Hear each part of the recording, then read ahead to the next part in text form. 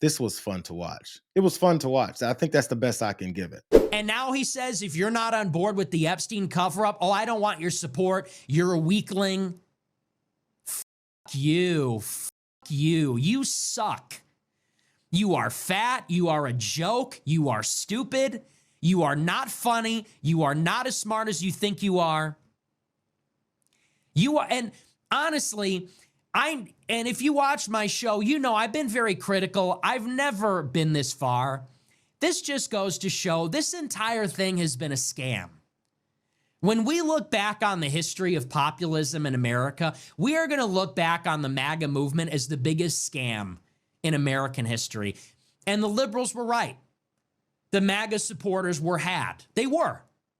When we look back in history, we will see Trump as a scam artist who served as a vehicle for this rather than the other way around. We were not the vehicle for Trump. Trump was the vehicle for all of us. So there you got Nick Fuentes, the guy who visited Donald Trump and had lunch and dinner with him, along with Kanye West at another point, when he was dipping further into his public display of accepting folks like Nick Fuentes. But Nick Fuentes has had enough of him. The Jeffrey Epstein fallout has him cussing his ass out, calling him a fat dummy.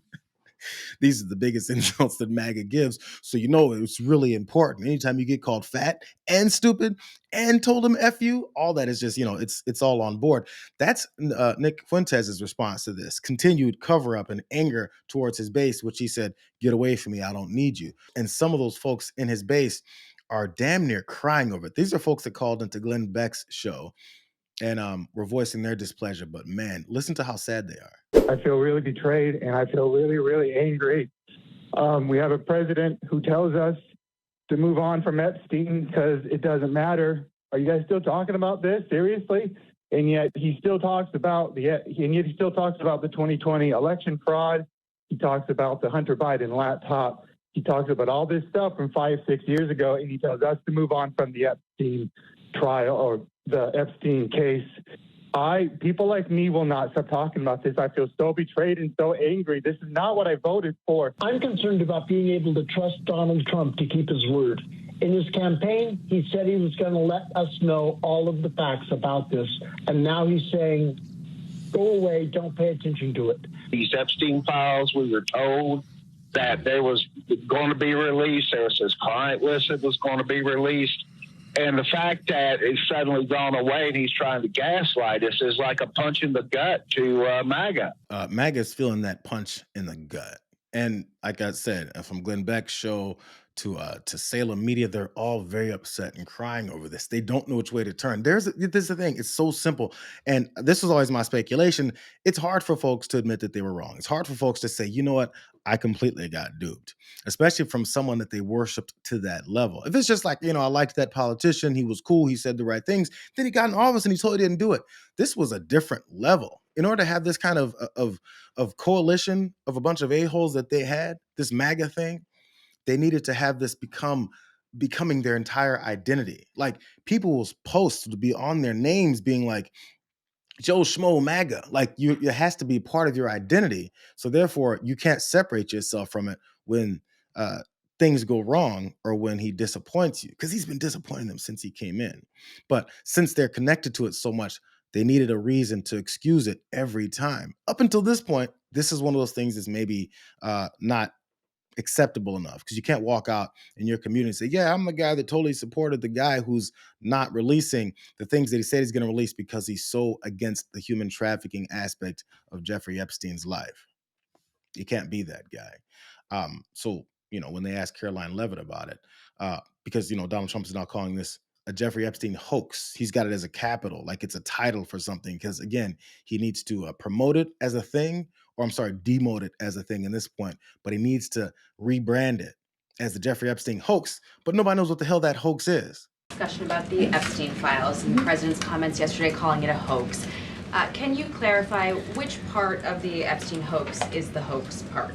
The president is referring to the fact that Democrats have now seized on this, as if they ever wanted transparency when it comes to Jeffrey Epstein, which is an asinine suggestion for any Democrat to make. The Democrats had control of this building, the White House, for 4 years, and they didn't do a dang thing when it came to transparency in regards to Jeffrey Epstein and his heinous crimes. It was this president who directed the Department of Justice and the Attorney General to do an exhaustive review of all files related to Jeffrey Epstein, which they did.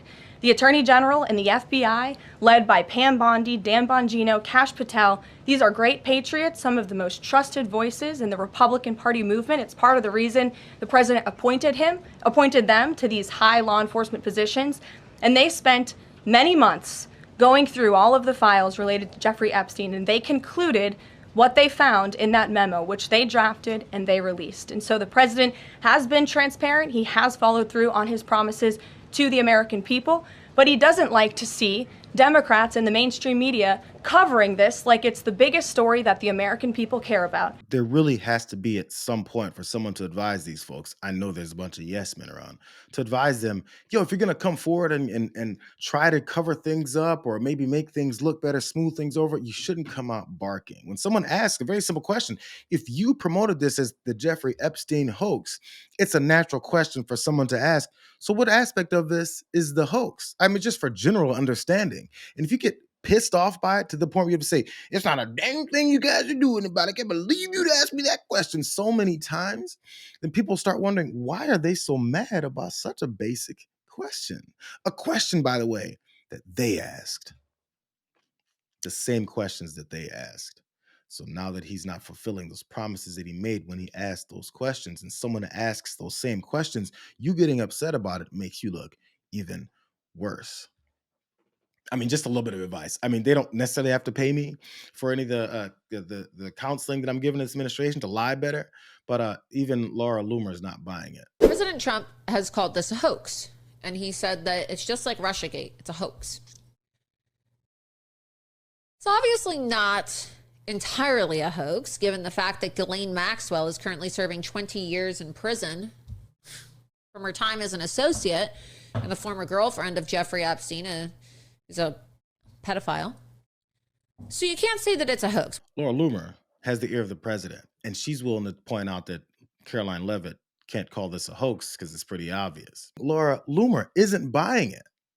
They have to start convincing people, or they have to just continue to keep lying. Has the White House been directly in touch with some of the MAGA influencers that are still not satisfied with the administration's handling? And has the message to them been similar to what the president has said, which is sort of either let this go or we don't need your support? Well, look, the president and this team are always in contact with the president's supporters, with voices of many kinds on both sides of the aisle. I think that's part of the reason this president is a great president, because he's willing to listen and hear other people's perspectives. But ultimately, he has led this country, not just over the past 6 months to historic success, but also through his first 4 years as president. And as the leader and the creator of the MAGA movement, he has led through these perilous times for our country based on instinct and in the best interest of the country. And as I always say, the American people should trust in President Trump. The question is asked is, are there any communications with the MAGA influencers that appear to be turning on Donald Trump over this whole Epstein thing? What kind of conversations are you guys having? And have you smoothed things over? Have you figured out a way to explain it to them? Because they're demanding some answers. The only part of the question that she answered was, we still have communication with all of our influencers or all of our supporters. Then moved on to talking about how glorious he is. He wakes up in the morning and he brushes his teeth. And when his teeth are brushed, the sun then comes up and it shines off of his face before he puts on his orange makeup. So there has to become a glowing discussion about who he is and what he encompasses that he's not, so that you don't answer the question about what it is that we're seeing and whether or not he's actually in communication with the people that he just gave 2 big middle fingers to